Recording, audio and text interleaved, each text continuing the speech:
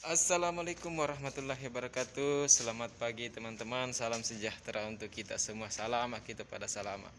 Nah, pagi ini saya kembali off hari Sabtu ya. Libur romi ki. Halo nah Sabtu alhamdulillah. Nah, itu matahari kota Mekah di pagi hari. Ini jam jam setengah tujuh. Nah, itu di atas masih ada bulan. Nah, itu. Ah, nah itu. Masih ada bulan di atas. Nah itu. Et, Nah itu. Itu bulannya. Et, et.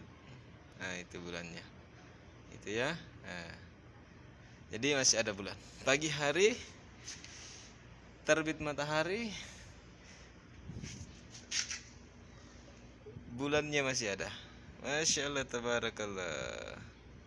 Kota Mekah kota yang sangat diberkahi. Dari kota Mekah saya selalu berdoa kepada Allah Subhanahu wa taala untuk seluruh keluarga, teman-teman, kerabat, sahabat yang ada di Indonesia. Mudah-mudahan Allah Subhanahu wa taala senantiasa melampangkan berjuta karunia-Nya sehingga dimudahkan secara segala urusannya, diwujudkan segala impiannya, yang sakit diangkat penyakitnya, dan lebih khusus lagi dimudahkan untuk menunaikan ibadah umroh dan haji mulai tahun ini. Amin amin. Nah, ini rooftop pertama. Di sini ada 2 rooftop di mes saya. Jadi saya akan naik ke rooftop puncak. Bismillah. Tuh kita naik tangga. Oke. Allahu Akbar. Jadi kota Mekah ini kota yang sangat-sangat diberkahi. Nah, berjuta karunia dari Allah Subhanahu wa taala.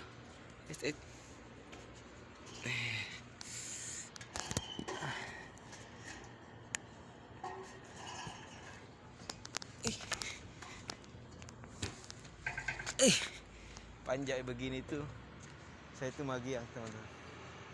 Magiang. Kota Mekah dari ketinggian berapa meter ya?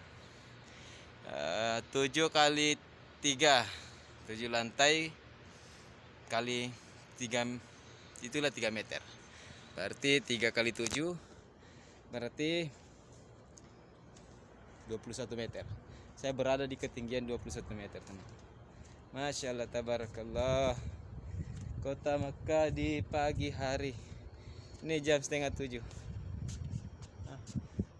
Setengah 7, matahari dari ufuk timur, jadi timur di sana itu sudah naik dari peraduannya, dan bulan masih bertengger di tempatnya. Allahu Akbar. Allah. Jadi melihat kota Mekah di pagi hari seperti ini, saya itu masyarakat aku marah aku sading. Satu sisi ya, kemarin saya dapat cobaan. Bapak saya almarhum Muhammad Ibrahim Saleh dipanggil Allah Subhanahu wa taala. Allah mencukupkan rezekinya. Allah mencukupkan rezeki bapak saya dengan memanggil saya ke tanah suci. Memanggil saya ke Masjidil Haram. Mana Masjidil Haram? Nah, itu sana Masjidil Haram.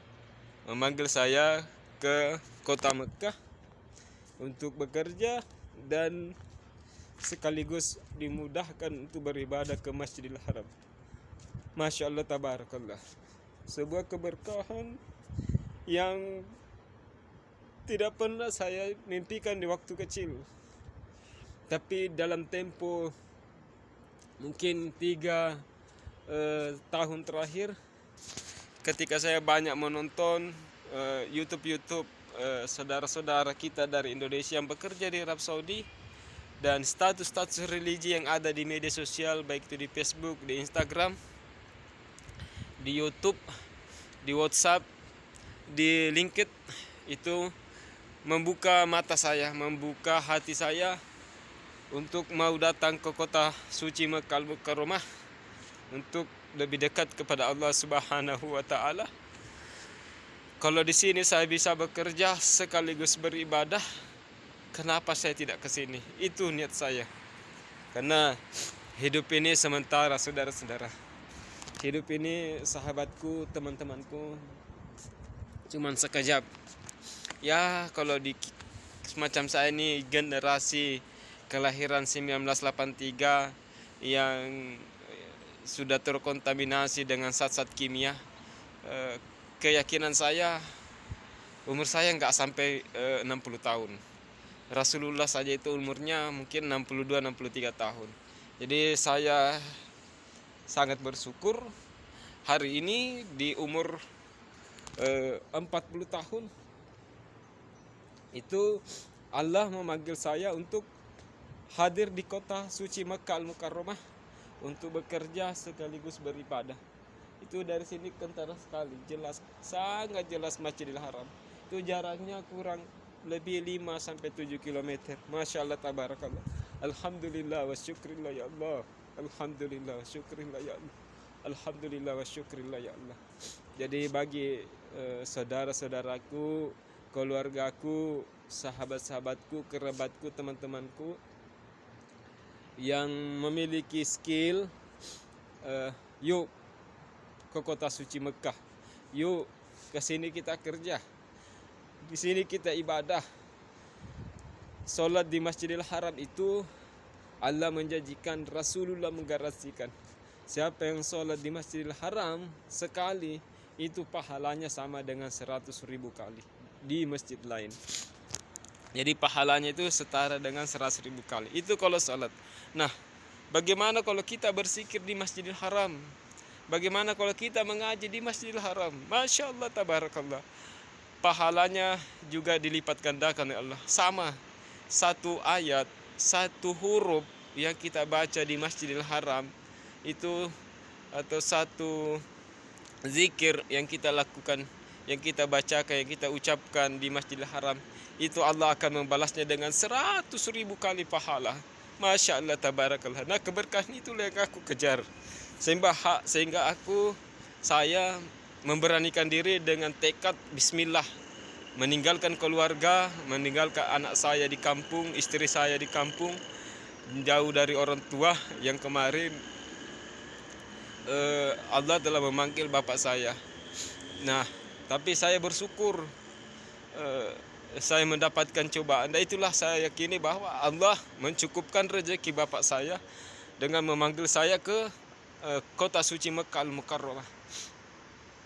Bapak saya dipanggil menghadap ke Allah Subhanahu wa taala, dan saya bisa mendoakan almarhum, mengirimkan ayat-ayat suci Al-Quran dari kota Mekah dan khususnya dari Masjidil Haram. Nah, inilah keberkahan yang saya dapatkan di kota Mekah. Saya kejar, umur saya 40 tahun teman-teman. Jadi story ini, video ini saya hanya ingin bukan untuk ria ya, tidak ada. Setiap status religi, posisi saya di mana saja di kota Mekah, khususnya di Masjidil Haram, itu saya sengaja buat. Karena kenapa? Saya bisa hadir di sini itu termotivasi berkat story, status saudara-saudara kita dari Indonesia yang berada di Masjidil Haram, yang selama ini selalu memposting perkembangan kondisi di Masjidil Haram, memposting aktivitasnya di Masjidil Haram. Demi Allah, wallahi tidak ada niat untuk riya, tidak ada niat untuk riya. Semua itu hanya untuk lillah ta'ala. Untuk siapa tahu dengan story seperti itu bisa menggugah hati saudara-saudara kita yang lain untuk juga mau menunaikan ibadah umroh dan haji. Karena saya ambil di diri saya pribadi, saya terlahir muslim, dan hampir mungkin 90% kita muslim itu boleh dikategorikan sebagai muslim KTP. pemahaman ilmu kita tentang tanah suci jauh sangat minim. Di sekolah saja, saya sekolah itu dari SD dan sempat kuliah, tapi tidak selesai kuliah.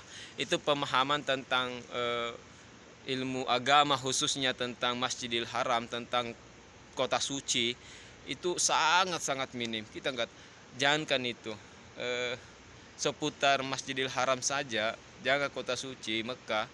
Karena kota suci itu teman-teman ada 3.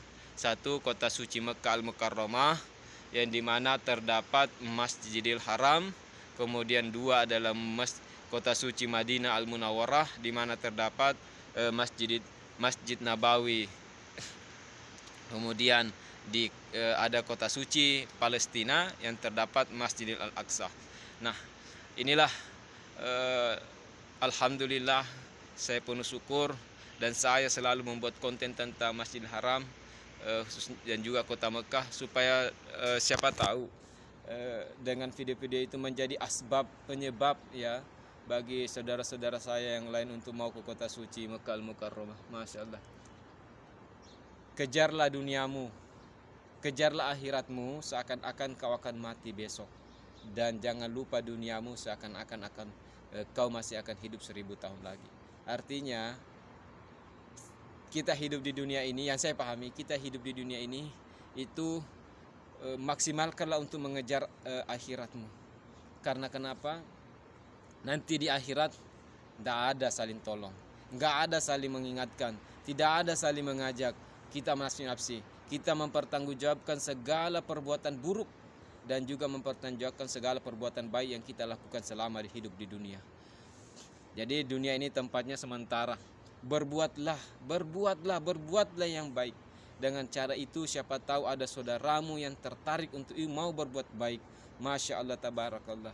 Selama hidupnya, kalau karena statusmu, karena kontenmu, karena tulisanmu, karena komenmu, atau karena fotomu, karena videomu bisa merubah saudaramu untuk hijrah menjadi lebih baik, maka sepanjang dia hijrah, sepanjang dia hidup sampai mati, maka keberkahannya ada padamu.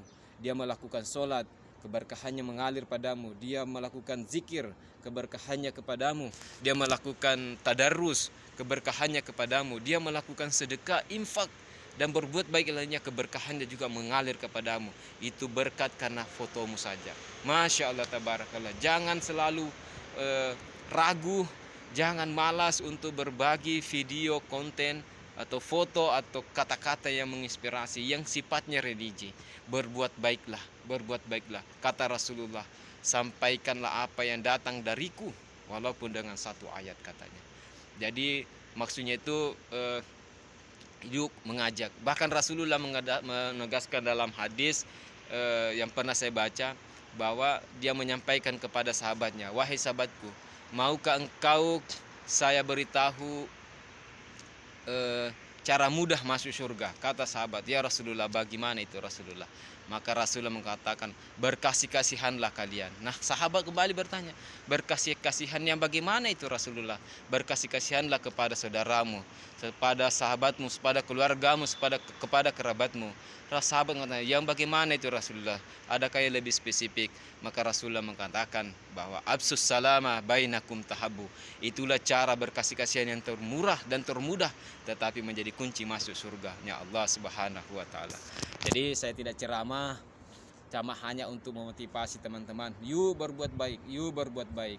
Hari ini Allah masih memberikan kita kesempatan.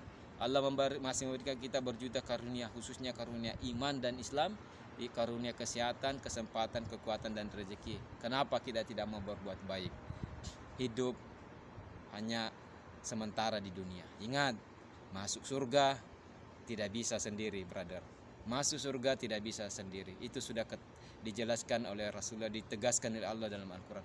Kita masuk surga itu rombongan, teman-teman. Jadi kalau Anda mau beribadah dengan tujuan hanya untuk diri Anda sendiri, maka mungkin saatnya ini dirubah. Rubahlah, beribadahlah dengan ikut mengajak saudara-saudaramu. Karena kelak kamu akan masuk surga bersama dengan rombongan, bersama dengan saudara-saudaramu. Kau tidak akan masuk sendiri-sendiri. Rasulullah bahkan menunggu para umatnya Rasulullah bahkan mendatangi para umatnya di padang mahsyar dan meminta kepada Allah untuk dimasukkan ke dalam surga secara bersamaan, dan Allah mengamini permintaan itu.